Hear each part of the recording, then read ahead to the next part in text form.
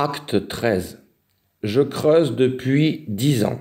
ARPS, les chemtrails, le MK Ultra, le Pédoland, la 5G, les extraterrestres, le projet Neom. Comme à mon habitude, depuis maintenant plus de 10 ans, je suis passé en mode bulldozer. Je pense désormais pouvoir m'auto-proclamer comme petit alerteur. les faits sont là. Mes constats, eux, ont de l'avance sur ces mêmes faits. Hier soir, petite altercation. Quelle conne, mais quelle conne, mais quelle Conne. cette voisine. Nique ta mère. Mes amis, on a tous le droit d'avoir des positions différentes. Par contre, il faut argumenter ses dires, sinon ça passe à la trappe. Je m'explique. Hier, 20h, La cérémonie commence. la casserole tremble. Ce rituel sociétal que je qualifie de pathétique, c'est mal terminé pour moi. Pendant que la voisine montrait sa solidarité avec ses couvercles, les potes à la casserole, en même temps, je criais « Président Antol, Premier ministre Oniouf, Castaner, assassin ». Après cet acte de solidarité qui a duré Au moins 22 secondes. Quel effort, mes chers compatriotes!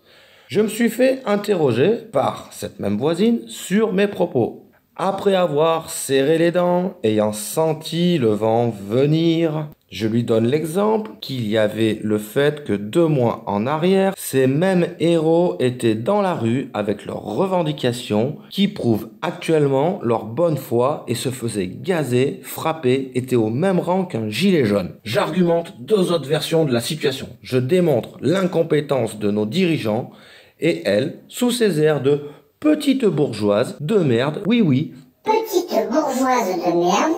qui croit que son niveau Bac+12 va pouvoir me conchier longtemps et trouve que ce gouvernement est, attention, tenez-vous bien, exemplaire sur la gestion de la crise. Par contre, au niveau exemple, j'ai eu droit à des magnifiques... En fait, si tu veux, ouais, mais là, comment te dire? Tu veux pas fermer ta gueule le temps d'une soirée, juste m'oublier, me laisser respirer. Si tu veux pas fermer ta gueule le temps d'une soirée, sans me saouler, ma tête va exploser. Je resserre à nouveau mes chicots pour ne pas lui demander où elle était sa putain de solidarité il y a 2 mois et lui dis que nous n'habitons pas sur le même balcon et que ni elle ni moi étions tout bibes.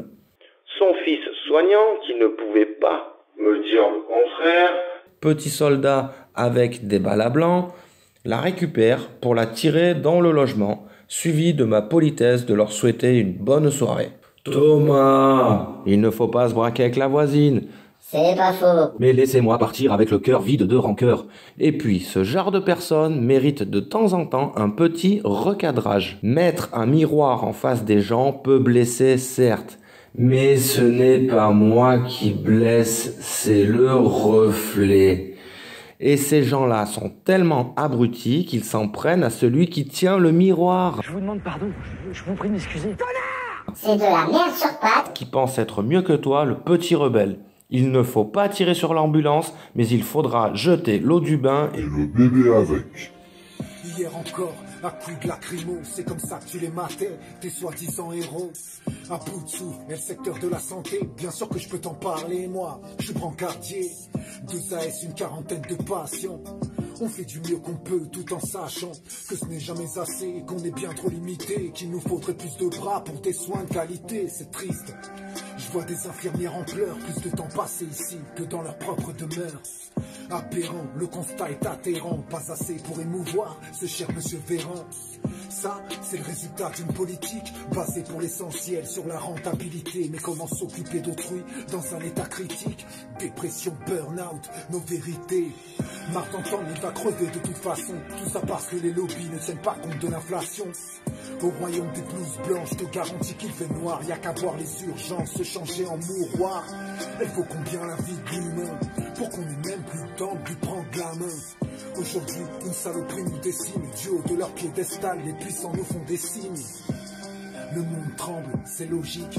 Est-ce un virus, une guerre bactériologique? Nous combattrons encore, bien entendu. Tu sais, pour être au front, le corona, on l'a pas attendu.